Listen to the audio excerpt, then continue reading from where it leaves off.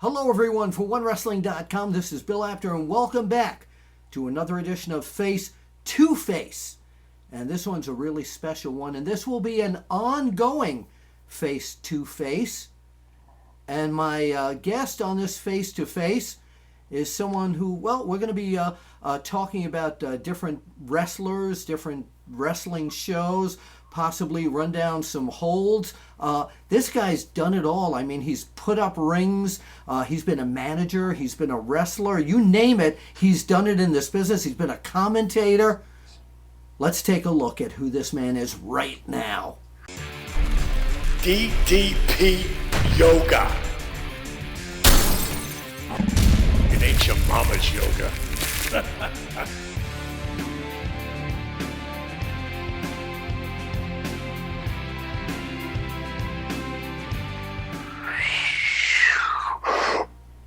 Bang! Diamond Dallas Page, DDP. Welcome to FACE-2-FACE. We are face to face, brother, and I'm looking forward to this. We're talking about our first, one of the hottest guys in professional wrestling right now. It's going to be who we're talking about tonight, right? Yeah, it's going to be the Ayatollah of Rock and Roller.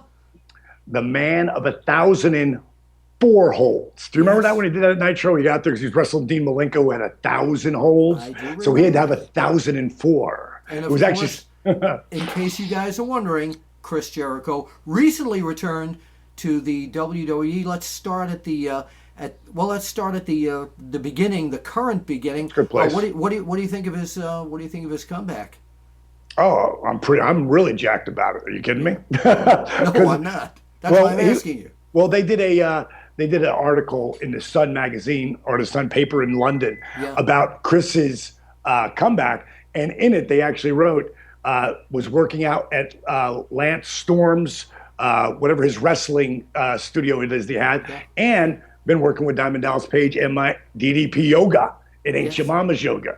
Yeah. And actually how that came about. My mama never did yoga, by the way. Whatever. And to me, most yoga is like for mamas. Mine, whole different animal. So that's why it's got to be DDP Yoga, which you can catch at ddpyoga.com. You can see it written down right here. That's right. We'll see some amazing transformations. As a matter of fact, you'll see Chris Jericho there talking about doing it. And I'm not paying him like they pay Chuck Norris to do things or whoever. This is not an infomercial. It's not. This is him doing what we're doing and talking about, literally helping him save his career. Because that's how it saved mine. This whole workout thing that I'm just DDP Yoga thing. When I ruptured my L4 and L5, Chris had herniated his L4. So the doctor said he was done. He's been doing it. He just actually texted me tonight from TV not tonight, but when he was on TV on Monday night, he said, Santino wants your program. Wow. He said, I'm going to get the whole locker room doing it. And I just popped. I'm like, to have one of the boys, going out there and talking about what you're doing, because it made such a difference, because he literally said change his life. It's really humbling and really cool to me to be able to help. I want to show you people, you don't know this. I happen to have the before picture of what DDP looked like. Check this out. Oh, that nose. Actually, this is before and after. Here we go. But you now have, but what a nose. Take a look at that. I'm telling, my son wrestled this into the ground. So. Oh, my God. Anyway, so let's go back to the made some good money off that. Chris Jericho. There are a lot of people who are very psyched that he's back and, going, even though he hasn't said a word, and there are a lot of people who are against it, saying, "Oh, come on, why don't they just put him in the ring?" There's a lot of fans don't think they're doing this right, but he is back now. When did you first meet Chris Jericho? Actually, when he first came into WCW, he was a rock and roll looking cat. Obviously he's got his own rock band. And Fozzy, which is actually Fozzy is very good. I dig it. Good hard rock and roll if you like that, which I do. But when he first came in, it was around the time that Eddie Guerrero, I believe, was already in. Dean was in there, Benoit, and they were like their own little four horsemen group. They hung together, they rode together. When they wrestled together, they tore it down. You really didn't want to be following one of those matches because they would have sucked the life and just took all the life out of the crowd because they would have had them screaming so much and taking them through the big pops or the big moves. Oh, they were a great mixture of everything. Awesome. They were, and they could interchange any of them. But then, you mix so many other guys in there, Raven, Perry Saturn. There was so many great workers that we had in WCW. And I always saw those guys as top guys. And it was one of the reasons. What set Jericho apart from the pack there? Well, Chris, he's very witty. He's very smart. And he seemed to figure out as he went along really how to manipulate the crowd, if you will, like take them in up and down. And, he developed really great mic skills, I think, back in the WCW days. And as he went to the WWE, they got better and better and better. And now he's not saying anything, but he's saying everything. And I remember when, on the first time he was on Raw, because I had to take my girl to go to a movie that night, so I TiVoed it. So I'm looking at all the tweets, which, by the way, Real DDP, at Real DDP or at DDP Yoga, if you want to follow what I'm doing. I do. I follow you. And Chris Jericho is at I Am Jericho. So I'm, catching my tweets because I want to see what people are saying about Chris's return. And I have no idea what he's doing. And I didn't even know he was actually there until he was there that day. Mm-hmm. I had a feeling he was going to be doing something because he was working really hard. I worked out with him on 2 different occasions out here in Los Angeles, and he was working really hard. And he said he was doing DDP yoga every single day. And if he wasn't, he said, he was missing it because it's healing his body and making him stronger. That's the only workout he's doing. So I knew there was something more than just wanting to hold back the hands of time, so to speak, Yeah. And I was really psyched to see him come out there, on January 2nd, and to a roaring pop, and then not to say anything. And people were like, as I'm looking at the tweets, I'm going like, this is not right, or, this is a bit confusing, or what's he doing? I'm thinking, what the hell are they talking about? What could Chris possibly be doing? Oh, not saying anything. You see, when you come back and you've been, well, first of all, I believe it was 10 years ago that Chris was the first undisputed heavyweight champion. Yeah. WWE. Yeah. That never been done, up till that point. And he was the first one. So he's on, I think he's like a 5-time world champion, something like that. And the crowd, because his rock Ayatollah, a rock and roller, and all the things he says, and the little that gift of gab that he has. Yeah. He really has it.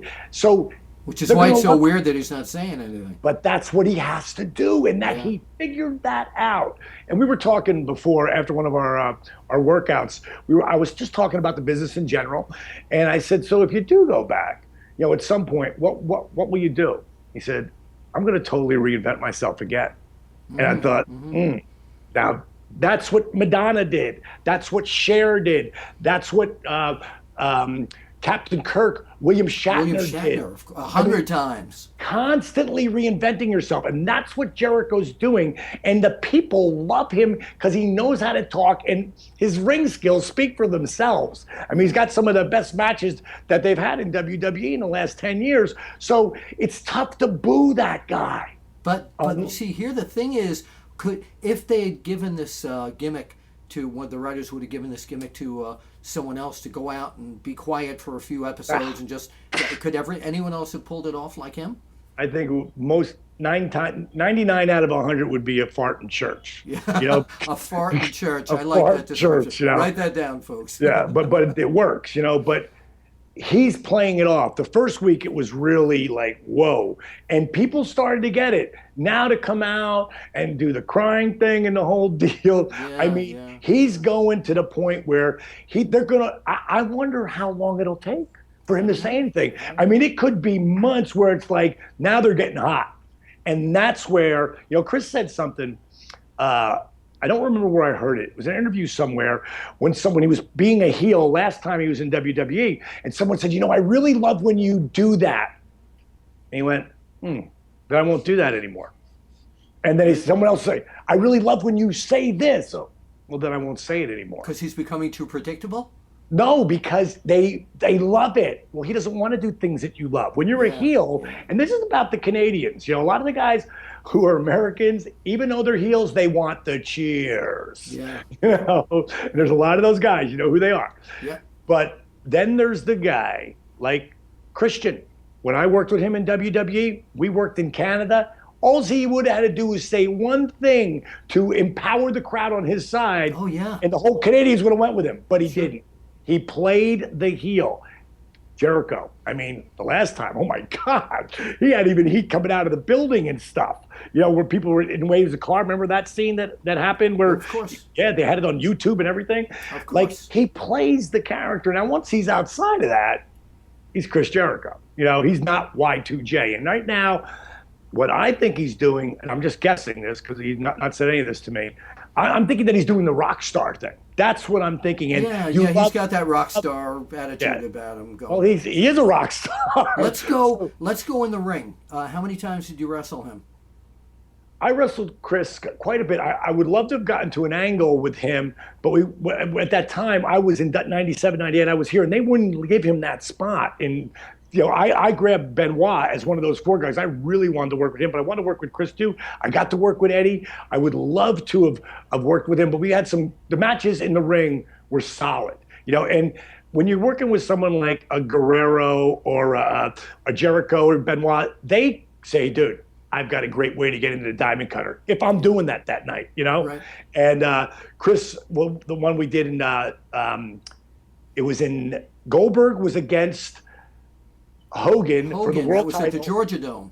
44,000 people, and me and Jericho were on the undercard coming out, and we came out there, had a bing bang boom boom match, and it ended with him going to boot me, and right when he had me down, and I spun it and grabbed him right into the cutter, and the place blew the roof off. Unreal. But that was his finish. That was his finish.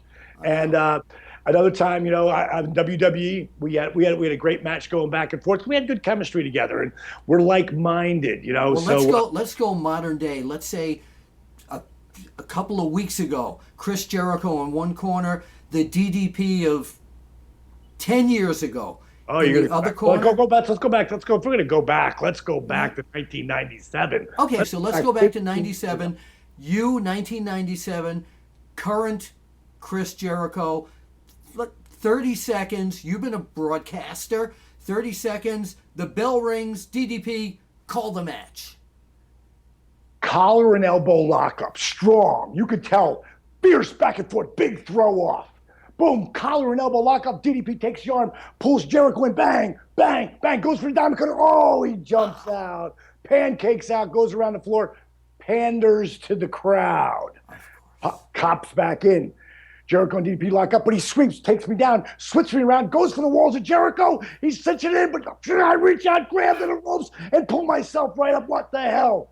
Crowd goes crazy. 2 finishes already in the first 30 Unbelievable, seconds. but it's time limit draw right now because we're almost out of time. All right. But I think every guest that we talk about, we're going to have you Take a 30-second match. Sort of.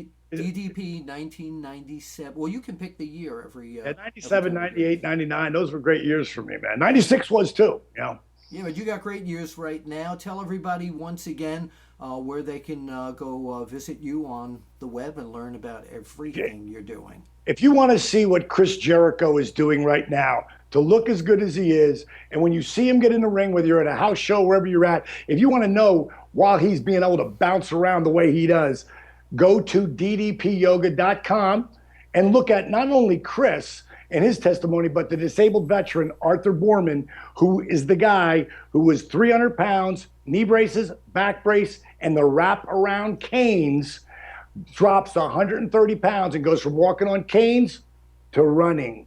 That's the guy that inspired Chris Jericho to start doing DDP yoga. And from there, the list is just growing. Wait a minute. So you are the Ayatollah of DDP yoga. How do you like that? Wow, that was Does really that creative, bang? Bill. Ooh. Not too bad. So we will be back soon on another edition of Face-to-Face with my special guest, DDP, Diamond Dallas Page. Thank you so much for doing this, DDP. We're thrilled to have you here on 1WRESTLING.com. Hey, it's been your pleasure, Monkey. The And Grand for all you Wizard. and for all you monkeys down there who write all the comments that are great, thanks, man. And for all you people who don't, hey, bing, back at He's talking about monkeys will wind up calling me Apter. For 1WRESTLING.com, Bill Apter, DDP. We'll see you at the matches. DDP Yoga.